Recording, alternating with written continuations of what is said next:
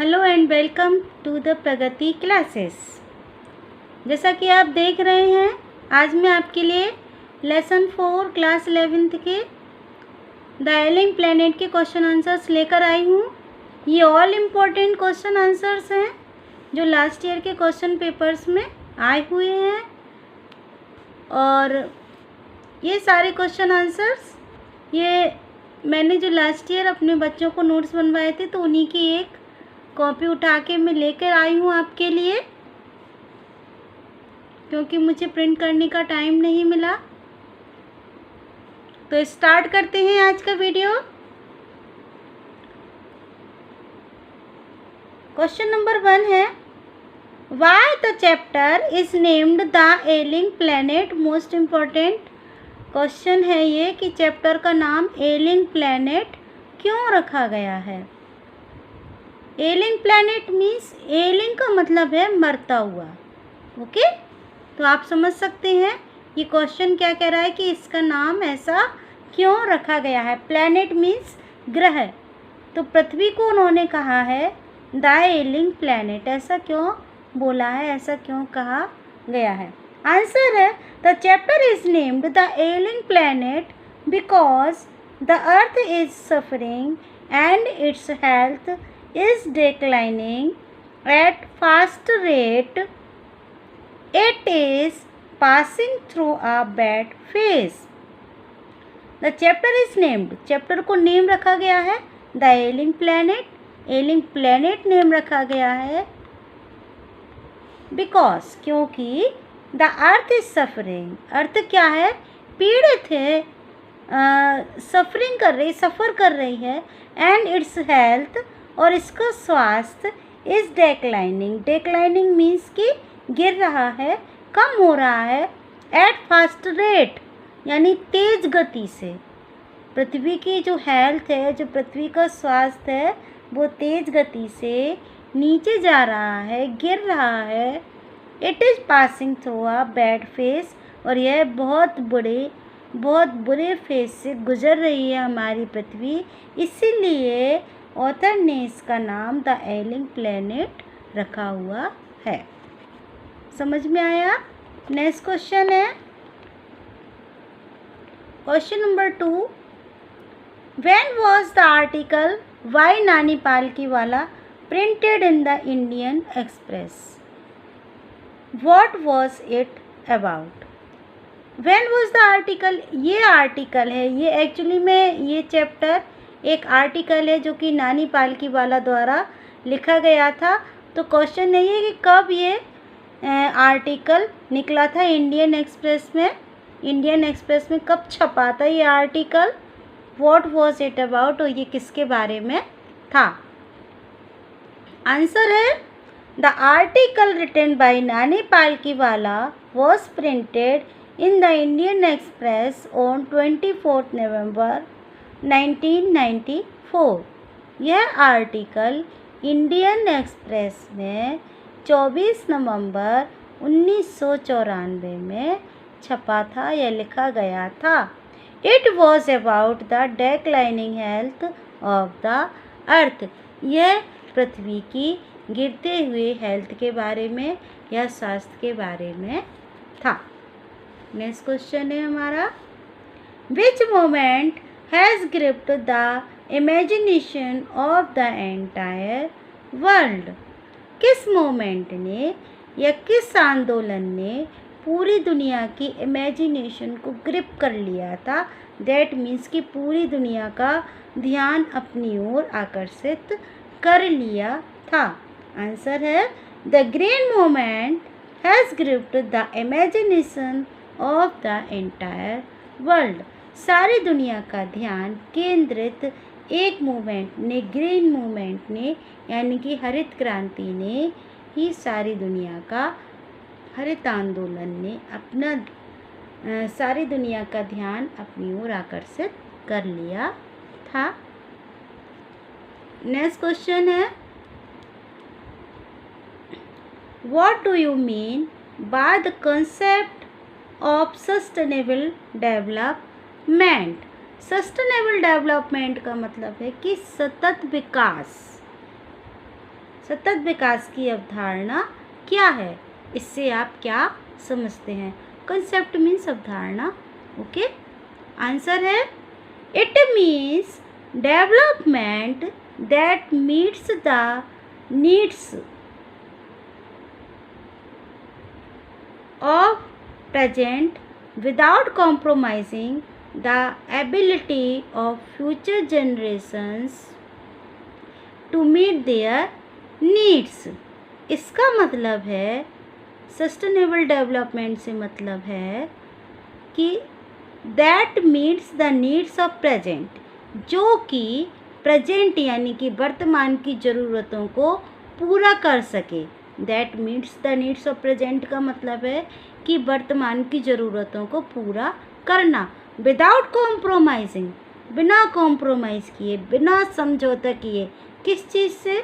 The ability of future generations to meet their needs, कि भविष्य की जनरेशन के लिए वो भी अपनी आवश्यकताओं की पूर्ति कर सकें, इतना हम उनके लिए छोड़ कर जाएँ, इतनी योग्य, इतनी एबिलिटी पृथ्वी में बनी रहे कि आने वाली जनरेशन्स भी अपनी आवश्यकताओं की पूर्ति करती रहे। ऐसा ही डेवलपमेंट हमें करना चाहिए, वही सस्टेनेबल डेवलपमेंट कहलाएगा। ओके, यदि हम पृथ्वी का दोहन करते जाते हैं और हमारे फ्यूचर जनरेशन्स के लिए फिर कुछ नहीं बचता, तो उसको हम सस्टेनेबल डेवलपमेंट नहीं कह सकते हैं। नेक्स्ट क्वेश्चन है, ये क्वेश्चन नंबर 4 था। 5th पे आते हैं।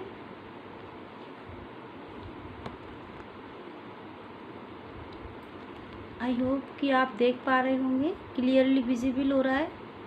Yes, just a minute. Okay, what does the author mean by what goes under the pot now cost more than what goes inside it? Question क्या कह रहा है? इम्पोर्टेंट क्वेश्चन है ये, एग्जाम में आता है। What does author mean by, author का मतलब क्या है किस स्टेटमेंट से? What goes under the pot, जो पॉट के अंदर है, नाउ यानी कि जो बर्तन के अंदर पक रहा है, now cost more than what goes inside it. Cost more than what goes inside it. What goes under the pot यानी कि पॉट के नीचे है, अंडर, अंडर मीन्स कि नीचे, सॉरी, पॉट के नीचे है, वो ज़्यादा महंगा है। कॉस्ट मोर देन, इससे ज़्यादा महंगा है। दैट गोज इनसाइड इट, जो पॉट में अंदर पक रहा है, उससे जो पॉट के बाहर, जो पॉट के नीचे है, वो ज़्यादा महंगा है। इसका मतलब किस चीज़ से? अभी आंसर में आपको समझ में आएगा। This line states that the firewood is become more expensive, यानी कि जो जलाऊ लकड़ी है, जिस चूल्हे पर जो खाना पकता था, जो जलाऊ लकड़ी थी, वो क्या हो गई है?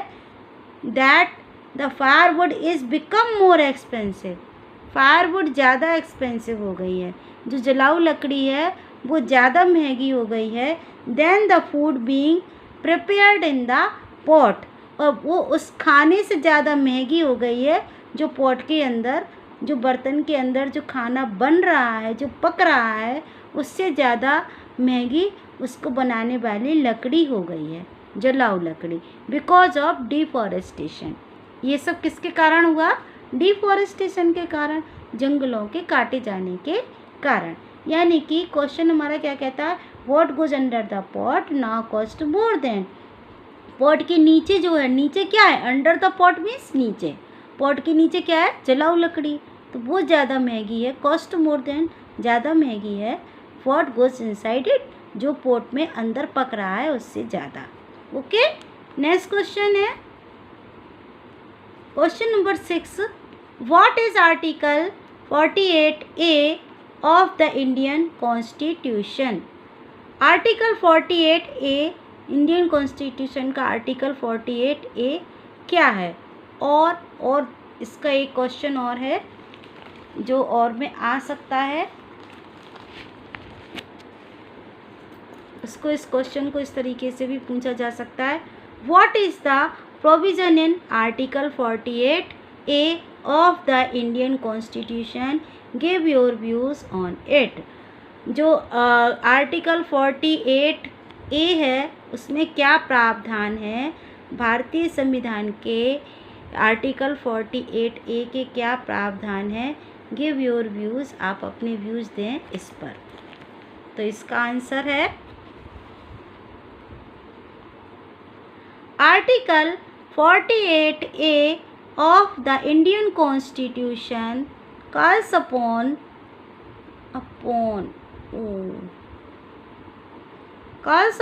the states to protect and improve the environment। क्या कहता है आर्टिकल 48A स्टेट से, क्या कहता है सभी राज्यों से कि आप क्या करें, टू प्रोटेक्ट करें एंड इम्प्रूव द एनवायरनमेंट को, पर्यावरण को संरक्षण करें और उसमें सुधार करें। The forest and wild life of the country, forest को, जंगलों को भी सुधारें, जंगलों का भी विकास करें और वाइल्ड लाइफ को भी प्रोटेक्ट करें देश की, बिकॉज ऑफ डिफॉरेस्टेशन, जो डिफॉरेस्टेशन के कारण क्या हो गया है, जिसका जो नुकसान हो गया है उसकी भरपाई करी जाए, उसको संरक्षित करें। नेक्स्ट क्वेश्चन है what was written at Lusaka zoo. Lusaka zoo में क्या लिखा हुआ है? द वर्ल्ड, इसका आंसर है the world's most dangerous animal inside the cage.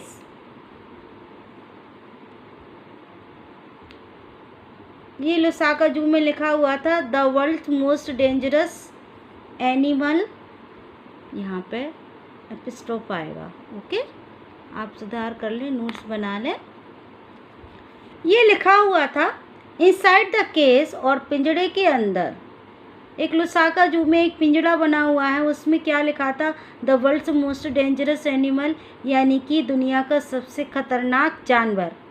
Inside the case there, small T ही आएगा यहाँ पे। Okay, there is no animal, कोई एनिमल अंदर नहीं था, बट अ मिरर, और उसमें क्या लगा हुआ था? एक मिरर लगा हुआ था, दर्पण लगा हुआ था, in which one sees one's own reflection, जिसमें कि एक व्यक्ति अपने खुद का रिफ्लेक्शन देख सकता था, यानी कि खुद का प्रतिबिंब उस दर्पण में देख सकता था। ये लुसाका के जू में एक पिंजड़ा था जिसमें क्या लगा हुआ था? एक मिरर था, और उसमें क्या लिखा था? The world's most dangerous animal, और उस पिंजड़े में लिखा हुआ था कि दुनिया का सबसे ज़्यादा खतरनाक एनिमल, बट उसमें एक मिरर लगा हुआ था, और उस मिरर में कोई भी व्यक्ति अपना खुद का रिफ्लेक्शन देख सकता था। इसका मतलब क्या बताया है? आपको समझ में आया कि दुनिया का सबसे खतरनाक प्राणी कौन है? खुद मनुष्य ही है। ओके, जो क्या कर रहा है? प्रकृति को दिन पर दिन बहुत अधिक नुकसान पहुंचा रहा है, ये सबसे ज़्यादा खतरनाक है। Next, what are the earth's principal biological systems? मुख्य बायोलॉजिकल सिस्टम्स कौन से हैं?